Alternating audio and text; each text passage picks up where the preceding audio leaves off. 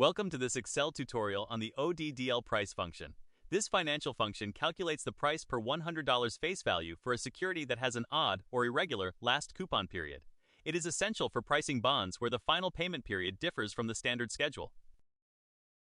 The syntax for ODDLPRICE is equals ODDLPRICE, open parenthesis, settlement, maturity, last interest, rate, yield, redemption, frequency, and an optional basis argument.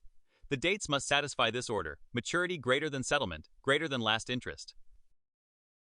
ODDLPRICE takes 8 arguments. Settlement is the trade date. Maturity is the expiration date. Last interest is the last coupon date before maturity. Rate is the coupon interest rate. Yield is the annual yield of the security. Redemption is the value per $100 face value at maturity. Frequency is the number of coupon payments per year, 1, 2, or 4. Basis is an optional day count convention ranging from 0 to 4. Let's look at an example.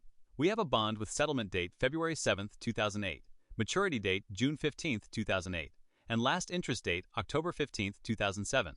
The coupon rate is 3.75% and the annual yield is 4.05%. With redemption at 100, semi-annual frequency, and basis 0, we enter the ODDLPRICE formula referencing these cell values. The function returns $99.88. This is the price per $100 face value for this bond with an odd last period. The price is slightly below par because the yield of 4.05% exceeds the coupon rate of 3.75%. ODDLPRICE can return 2 types of errors. A value error occurs when any date argument is not a valid date.